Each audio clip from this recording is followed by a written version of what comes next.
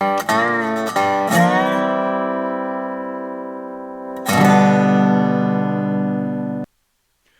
morning, everybody, and welcome to Coffee with Craig. It is a fine Monday morning.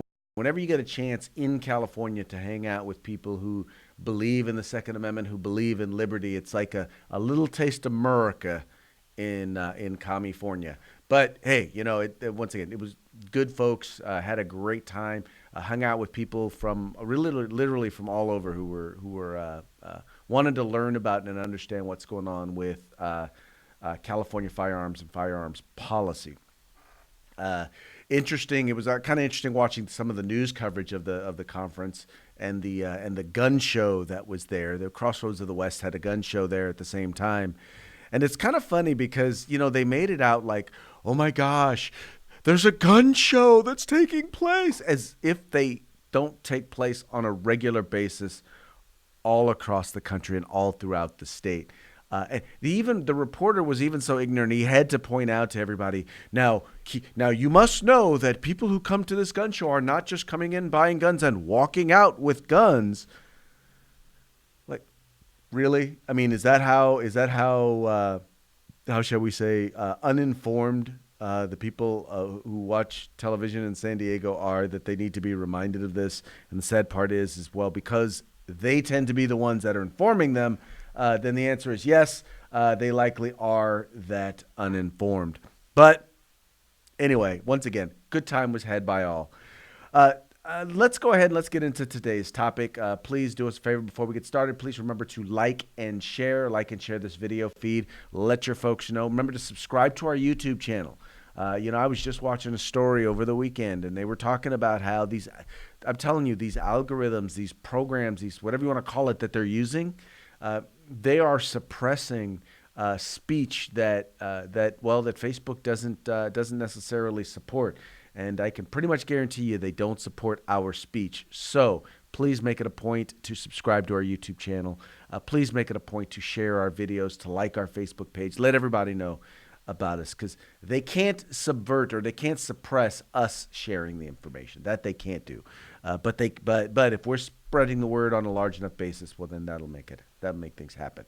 Speaking of suppression of rights, while we talk about Facebook and YouTube actually suppressing our right to free speech, we also have entities that are how shall we say, suppressing our right to keep and bear arms.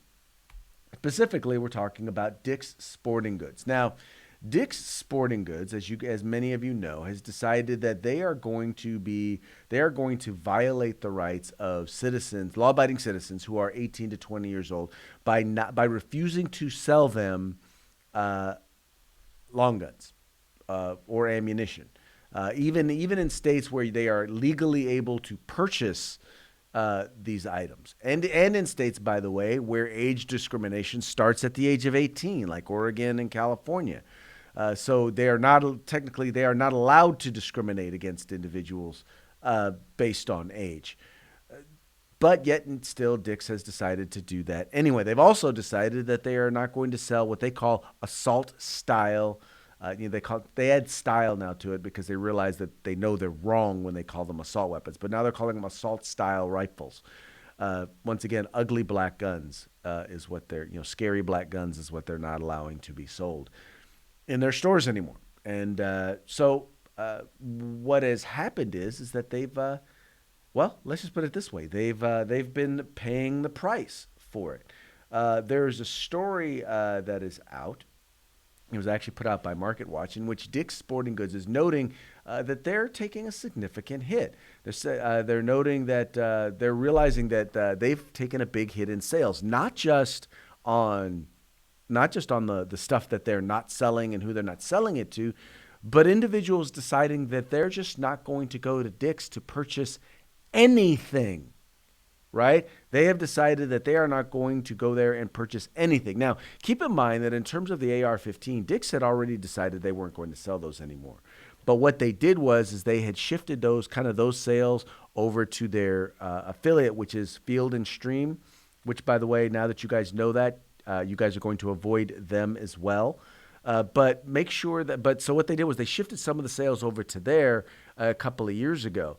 Well, now they're not selling them at all, not even at their affiliate stores. And once again, they're noticing a distinct decrease in the amount of business that they're getting. And it was quite frankly predictable because there was actually a couple of folks who actually came out a couple of weeks ago when they first announced this policy and noted that, yeah, even though you guys believe you're going to get a lot of support, and that's, by the way, all this was about getting support. It was about stepping up and trying to, how shall we say, their whole goal was to try and get in the media because they said they didn't want to be a part of the story, but yet they did the rounds with the major media basically denoting that they were instituting this policy. They made themselves part of the story. Anyway, here's kind of a quick analysis of what people predicted would happen.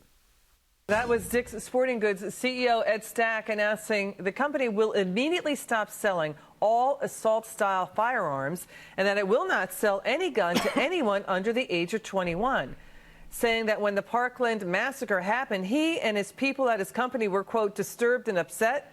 They had a pit in their stomachs.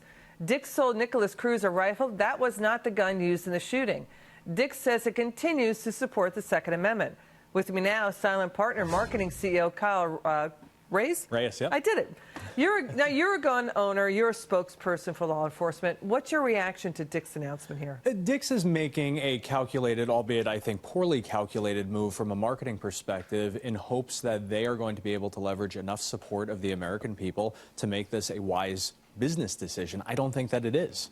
Well, Citizens United, that Supreme Court decision, companies do have free speech rights, right? Of course. So the CEO saying they're legally allowed to restrict the age, even when certain state law dictates the age of buying a gun at 18. Do you think they have a legal battle ahead of them? I don't think they've got a very strong legal battle. I think that they have a marketing battle ahead of them. I think that they're going to have a big public relations nightmare on their hands, as we've seen with however many companies now are saying that they're going to be boycotting the NRA.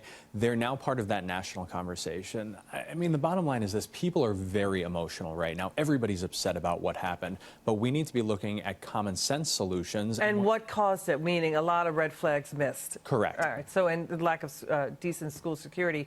Here's Judge Andrew Napolitano saying there is a legal issue at stake here. Watch.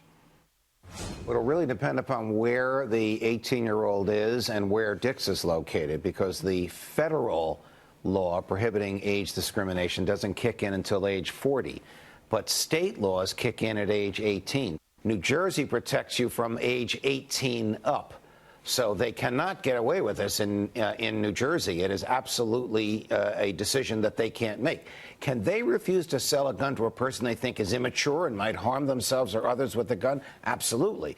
But that's a judgment call made on the basis of the person's maturity. It cannot be made solely on the basis of age. We have civil rights laws that prohibit discrimination on certain bases like race, color, creed, gender, and in New Jersey, age. Okay. So they can't sell to whomever. They can sell to whomever they want, but they can't not sell to somebody on the basis of any of those prohibited characteristics. Okay, this is going to be a tough fight, right? Because usually the age argument is for workplace or labor fights, right? If you lose your job because of age. I mean, I'm not sure you're going to have a class action suit of 18-year-olds who want to go out and buy a gun, right? Correct. That's going to be tough.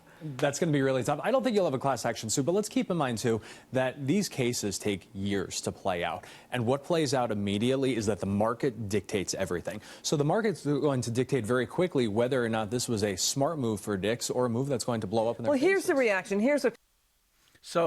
And I think that what was important to note here in this particular discussion that they're talking about is, one, there is already a lawsuit. Now, keep in mind, this was actually before that lawsuit was filed, and there hopefully will be a class action lawsuit as 18-year-olds. Hopefully, many 18-year-olds will sign on to this particular lawsuit in order to, because obviously you should have someone 18 because, as was stated, these cases normally do take a while. I think we also need to do as much as possible to keep this in front of people, to keep it in the news. When you're thinking about going and buying sporting goods, when you're thinking about going and buying anything, if you have another option than Dick's, don't go to Dick's. Just don't. Don't go to Walmart, because Walmart did the same thing. If you have an option to go somewhere else, and I get it, some people that's just not going to work. Even if it's you reduce the amount of stuff that you purchase, say for example from Walmart. Maybe there's stuff that you can get somewhere else that you don't get from Walmart. Whatever it is, let them know. And by the way, let them know that that's the reason why you are not doing it, why you're not spending money with them. As you look to buy things and you're considering things, I would, if you have another option, even if it costs a little bit more, go somewhere else, because we want them to know that, their position on civil rights, and that's what this is. This is about civil rights, but they need to know that their position on civil rights of all Americans, that has an impact and that means something to us. But if we don't do anything, if we just allow them to get away with it, well, then they will. And they'll assume that we have a short memory, and they will do whatever it is that they're going to do. So I appreciate the fact that, matter of fact, stock prices are significantly down with Dick's. I think as of last Tuesday, stocks were down 2.5%. They almost double what market analysts were predicting their stocks would go down by. So it's important that we continue to push this narrative, and we continue to push down their stock prices as much as possible by not shopping there and by telling our friends and family not to shop there. Once again, I know boycotting any place is hard. I'm not necessarily saying fully boycott, but all I'm saying is that if you are a regular customer, don't be a regular customer. And if you're not a regular customer there, then don't become a customer, right? I don't care what's on sale there, right? Don't. Because it's important that we try not to support, as much as possible, we try not to support companies. And it's also, by the way, it's important that we support companies who support our values. And that takes me to a whole nother issue. Look, if you're looking to purchase firearms and firearms accessories, go to your local store, go to your local FFL, go to your local gun store, because you know what? They're the ones that are number one, are going to be able to provide you with a lot of the expertise that you need, that you're looking for. A lot of the stuff that you're Googling online, and a lot of times I know a lot of people go into the local gun store and they get the information and they get the 411, and then they go online and start hunting for the gun cheaper. The point that I'm making to you is, look, support them, because they are the ones who are on the front lines helping us to be able to exercise our rights. And if they go away, and trust me, the people who want to restrict our Second Amendment rights, they want those gun stores to go away. They're zoning them out. They're providing special use permits. They're doing everything that they can to make it difficult for these folks to be in business. And eventually, you're going to look up, and yeah, you'll have a right to own a firearm, but you won't be able to buy one, because the small places will have been put out of business, and the big stores, well, they'll just decide they're not going to sell them to you. And we already see that happening. So, folks, support your local gun shop. I guess that's kind of the long and short of this whole conversation. Support your local gun shop. And by the way, if you are a local gun shop, support the rights of your customers. If you're not active or engaged working with organizations and promoting organizations that are promoting the civil rights of your customers, well, then you are clearly missing the boat. So, we are simpatico. We have a symbiotic relationship. Gun owners and gun firearms retailers, we have a symbiotic relationship that needs to be. We need to work together. So let's make sure that we're doing that. Anyway, folks, that's going to be it for today's Coffee with Craig. Thank you so much for tuning in. As I always ask, please remember to like and share. That's like and share these video feeds. Oh, just a reminder. So tomorrow, I'm going to be testifying before the Assembly Public Safety Committee. We got a couple of bills that are going to be really kind of cool, dealing with concealed carry. One of which we are aggressively supporting, which would extend California's concealed carry permit from 2 years to 5 years. So please make sure to tune in and cheer me on. Anyway, have fun, take care, stay free. We appreciate you guys.